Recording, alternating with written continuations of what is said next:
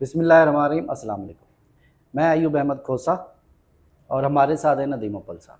تو آج ہم ان سے پوچھتے ہیں کہ گزشتہ روز جو پاکستان تحریک انصاف اور حکومت کے مابین ہوا، ندیم صاحب اس کو کیسے دیکھتے ہیں؟ دیکھیں، بات یہ ہے کہ سب سے پہلے تو جو حکومت نے کنٹینر لگائے تھے اسلام آباد میں، پھر لاہور میں بھی اگلے دن لگ گئے، اس سے جو مشکلات پیش آئیں، سپلائی پٹرول کی بند ہونے والی تھی، اور میں سمجھتا ہوں کہ اس میں دوسروں کو سبزیاں نہیں باہر سے آئیں، پھل باہر سے نہیں آئے، وہ مہنگے ہو گئے، وہ عوام کے لیے عذاب. اسکول کو بچوں کی یہ وین جو 2 بجے آئی تھی، وہ 9 بجے تک رات کو وہ ان کو نہیں راستہ مل سکا، حتیٰ کہ شادیاں جو ہیں، شادیوں پہ وقت پہ نہیں جا سکے. یہ ساری عوامی مشکلات تھیں جو حکومت کو دیکھنا چاہیے تھی. اگر اس نے اپنے دفاع کرنا ہی تھا تو کچھ راستے ایسے دے دیے جاتے جو ان کے لیے آسانی ہو جاتی. اس سے میں سمجھتا ہوں کہ حکومت سے تھوڑی سی اس نے جذباتی ہو کے اقدامات کیے ہیں، کچھ کام بھی کر سکتی تھی. اب آتے ہیں ہم اسلام آباد. جب یہ آپ نے دیکھا ہوگا کہ جب یہ رینجرس کو کندھا دینے کے لیے آپ نے دیکھا ہوگا کہ آرمی چیف بھی تھے اور وزیر اعظم بھی تھے. جب ہم نے دیکھا کہ یہ دونوں کندھا دے رہے ہیں رینجرس کو، تو ہمیں اندازہ تھا کہ آج آپریشن ہوگا اور کیسا ہوگا، کیونکہ یہ بہت بڑا آیا کہ فوج کو پہلے 9 مئی تھا، اب اٹیک فوج پہ کیا گیا اور ڈائریکٹ ان کو شہید کیا گیا.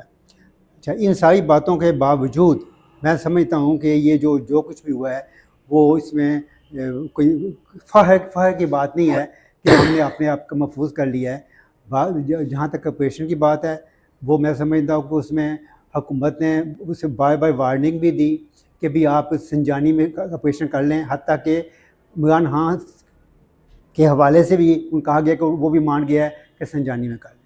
لیکن بی بی صاحبہ نے کہا نہیں جی، میں وہیں پہ ڈی چوک جانا ہے. سب مناتے ہوئے کہ انہوں نے ڈی چوک جانا ہے.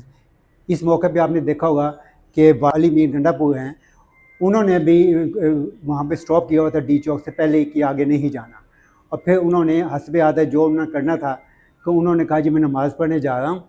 اور نماز پڑھنے سے انہوں نے کدھر جانا تھا، کہا کہ انہوں نے وہاں پہ ان کو احتجاج بھی کیا، انہیں پتہ تھا کہ ابھی چلے جائیں گے، اور پھر وہی ہوا. اور پھر آپ یہ دیکھیں کہ بی بی صاحبہ نے یہ جو کہا کہ جناب سب چلے جائیں، میں اکیلی کنٹینر پہ کھڑی ہوں گی اور جب تک خان باہر نہیں آئے گا، اور بی بی صاحبہ بھی ان کے ساتھ چلے گئی. تو ایوب صاحب، میں اپنی بات مکمل کر لوں. بات یہ ہے کہ جب قیادت اتنی بزدل ہو کہ وہ کارکنوں کو آگے کر کے خود پیچھے چلی جائے، تو پھر آپ نے دیکھا کہ 1 دفعہ 2 دفعہ 3 دفعہ علی پور گنڈا پور نے یہ کیا، اب 4تھی دفعہ وہ بھاگے ہیں، ساتھ بشرا بی بی چلی گئی. تو وہاں ہمیں تو ترس آتا ہے ان کو جو لیڈ کرنے والے ہیں، جب لیڈ اس قسم کرنے والے ہوں تو پھر میں سمجھتا ہوں کہ کارکنوں کی بدقسمتی ہے کہ انہیں اچھی.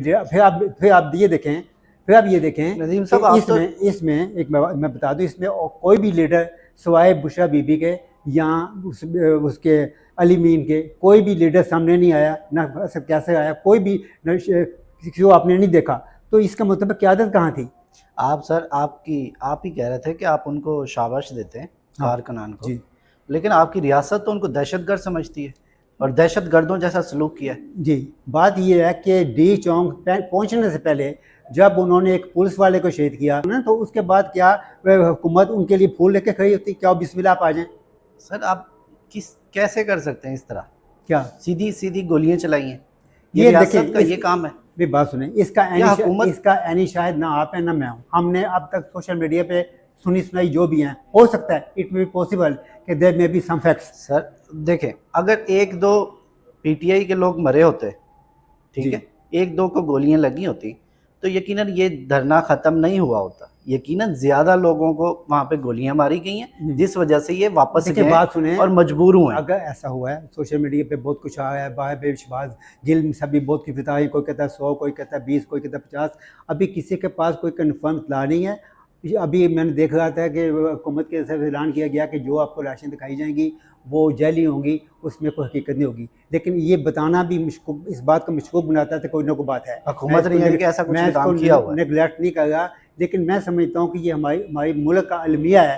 وہ جو صدر آیا ہوا تھا بیلاروس کا، اس نے بھی اسے چھپایا جا رہا تھا. اس نے بھی کہا ہے کہ جی ہم پاکستان جب بھی آتے ہیں ہم یہ کچھ دیکھتے ہیں، اللہ تعالیٰ پاکستان کو ایسے مشکلات سے نکالے. سر ہم دیکھا جائے تو ہم آخر کس طرف جا رہے ہیں؟ ہم دنیا کو کہتے ہیں کہ جی آپ پرامن، یعنی کہ پوری دنیا میں ایک دیکھا جائے ہمارا ساتھ بھارت ایک پڑوسی ملک ہے، وہاں پہ حالات آپ کشمیر میں دیکھتے ہیں، وہاں پہ کشمیریوں کا مطالبہ ہوتا ہے کہ ہمیں ایک آزاد ملک چاہیے، لیکن یہاں ایک علیحدہ ایک گروپ کا مطالبہ ہے کہ ہمیں آزاد الیکشن چاہیے. وہاں ان کو بھی گولیاں ماری جاتی ہیں اور یہاں بھی وہی حال ہوتا ہے. تو ہم میں اور ان میں کیا فرق رہا؟ دیکھیں بات یہ ہے کہ یہ انٹرنیشنل تنازع میں بات ہو سکتی ہے. آپ یہ بتائیں کہ 28ویں ترمیم کے تحت صوبے کی ڈیوٹی ہے کہ اس کے صوبے میں کوئی خون خرابہ ہو تو وہ وزیر اعلیٰ اس کو کنٹرول کرے. وہاں پہ آپ پارا میں جو کچھ ہوا ہے، پارا شنائر میں جو کچھ ہوا ہے، روز بندے وہاں ہلاک ہوئے ہیں، 100 اتنے ہلاک ہو گئے. اس کو توفیق ہوئی ہے کہ وہاں جا کے پہلے اپنے صوبے کو میں تو نہیں کہتا کہ ان کو احتجاج کرنا خون چاہیے خرابہ ہو گیا ہے، ادھر جا کے اسلام آباد پہ چڑھائی کر گیا ہے. اس کا کریکٹر دیکھو پھر بھاگ جاتا ہے. اب پھر کہتا ہے جی ہم پھر آئیں گے، ہم پھر وہ آئیں گے. کیا قوم کے لیے کیا تماشا آپ لوگوں نے بنایا ہے؟ سر یہ تو سب کو کرنا چاہیے، سب کو مل بیٹھ کے سوچنا چاہیے. یہ سب کچھ سوچنا چاہیے. میں یہی کہتا ہوں کہ بالکل سوچنا چاہیے. یہ حکومت کا بھی فرض ہے، طاقتور جو ہیں ان کا بھی فرض ہے، اور پی ٹی آئی کا فرض ہے کہ سب بیٹھیں. اور میں سمجھتا ہوں اگر اس جو کچھ ہوا، اگر اس میں مولانا فضل الرحمان کو شامل کیا جاتا، اس کی ملاقاتیں عمران خان سے کروائی جاتی، تو میرا خیال تھا یہ نوبت نہیں آنی تھی. انہوں نے کچھ اپنی اچھی بات کی کہ سب کو کچھ سوچنا چاہیے. مولانا فضل الرحمان کی اسٹیٹ پاور اس کے پاس ہے، اس کو بہت اہمیت دی جاتی ہے، لیکن میں نہیں سمجھتا اس کو بیچ میں کیوں نہیں لایا گیا. 70 سال کی تاریخ میں ہم نے دیکھیں سر کیا کچھ، یعنی کہ ہم نے آج تک سبق نہیں حاصل کیا. ہم نے ایک حصہ گوا دیا، دوسرا حصہ ہمارا آج خون سے لت پت ہے، اور تیسرے کی طرف ہم جا رہے ہیں. جی ہم آنے والی نسلوں کو کیا بتا رہے ہیں، یہ تو ایک سوچنے والی بات ہے. لیکن میں سمجھتا ہوں ایوب صاحب کہ ہمارے ملک میں جو تھنک ٹینک ہیں، اب جو یس یا نو دو قسم کے ہیں، یا یس یا نو. یہ بات غلط ہے. حقیقت میں سچی بات کوئی بھی نہیں کہتا. آپ دیکھ لیں سب پہ لیبل لگا ہوا ہے. ایک اینکر آتا ہے، اس کی پتہ چل جاتا ہے اس نے کیا کہنا ہے، وہ وہی کہے گا. دوسرے نے کیا کہنا ہے وہی کہے گا. یہ جو ہم نے مائنڈ سیٹ بنایا ہوا ہے، یہ مائنڈ سیٹ سب پہ اپلائی ہوتا ہے. یہ نہیں کہ ایک پہ، یہ سب پہ ہوتا ہے. ہم ایک کو ٹارگٹ، آپ بار بار جاتے ہیں، جس طرف ایک کو ٹارگٹ نہیں کرنا. آپ نے سب کو سامنے ایک. سر دیکھیں میں ٹارگٹ نہیں کرتا، میں ایک عوام کی بات کرتا ہوں. آپ جس طرف آپ جاتے ہیں یقینی طور پہ ان کی بہت غلطی ہیں، لیکن ان کا چھوٹا سا ایک 3 سال کا دورانی ہے. لیکن میں جس طرف جا رہا ہوں انہوں نے 70 سال اس ملک پہ رولنگ کی ہے. ٹھیک ہے، نہیں میں نے اس دن بھی آپ سے بات کی تھی کہ یہ ساری شیطانی جو ہے نا، یہ سیاست دانوں کی ہے، ان کی نہیں ہے. ان کو راستہ کون دیتا ہے، ان کو ہاتھ کون لیتا ہے؟ آپ اس پر نا آپ فوکس کریں. یقینی طور پہ میں سیاست دانوں کو پاکستان ایک سیاست دان نے بنایا تھا، ایک فوجی نے نہیں بنایا. سر کبھی سیاست دانوں کو موقع پورا دیا ہی نہیں گیا. وہ انہوں نے موقع لیا ہی نہیں. وہ آپس کے دشمن ہیں. ایک 3 سال ٹک جاتا ہے، دوسرا کہتا ہے جی کھائے گا، اب میں نکالوں اس کو. اب پھر جا کے ہاتھ دیکھتا ہے. جو صحیح لوگ ہیں بالکل یقینی طور پہ میں اسٹیبلشمنٹ میں جو صحیح لوگ بیٹھے ان کو چاہیے کہ یا تو ان کو بٹھائیں یا ان کو بالکل سائڈ لائن کریں، دونوں پارٹیوں کو. اب پی ٹی آئی کو بھی سائڈ لائن کریں. نہیں کن کو چاہیے، ان کو کیا چاہیے؟ وہ کیا ان کو تو حق ہی نہیں ہے سیاست میں دخل دینے کا. جو آئین تو یہ کہتا ہے کہ وہ خود کہتے ہیں آئین کے تابع کون ہے؟ تو پھر آئین کے تابع یہی تو خرابی ہے جب اس ملک میں آئین بھی نہیں ہے. اگر آئین کے تابع ہوتے تو یہ حالات آج نہ ہوتے.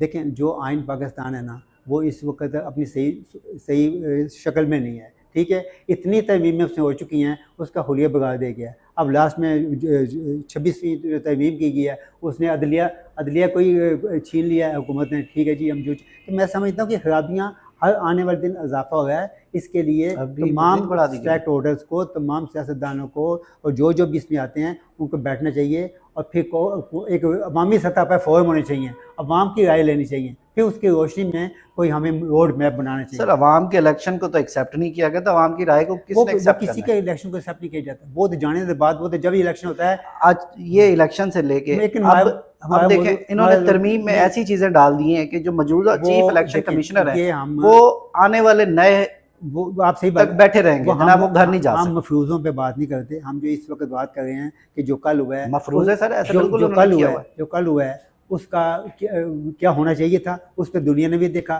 ہمیں بھی افسوس ہوا. سر پی ٹی آئی نے جو کرنا تھا وہ تو کر لیا، ان کو کچھ حاصل ہوا نہیں ہوا یہ تو آنے والا وقت بتائے گا. نہیں ان کو بھی حاصل نہیں ہوا. ان کی جو ریپوٹیشن گئی ہے، آپ کیا سمجھیں ان کو شابش؟ یہی چیز میں کہہ رہا ہوں کہ دنیا میں کسی کو بھی شابش دنیا میں ہمارا کیا جا رہا ہے، ہم دنیا کو کیا دکھا رہے ہیں کہ ہم کیا ہیں. اس سوال کو ہم پھر نیکسٹ نشست پہ رکھتے ہیں. تو آج میرا خیال ہے اسی پہ ہی ہم ختم کرتے ہیں کہ اللہ تعالیٰ پاکستان کو محفوظ رکھے، اور پاکستان کو جو چلانے والے ہیں ان کا قبلہ درست کرے، اور عوام کو وہ اہمیت دیں کہ اسلامی جمہوریہ پاکستان جو ہے وہ صحیح معنوں میں اسلام بھی آ جائے، جمہوریت بھی آ جائے. فی الحال دونوں چیزیں یہاں پہ واضح نظر نہیں آئی. خدا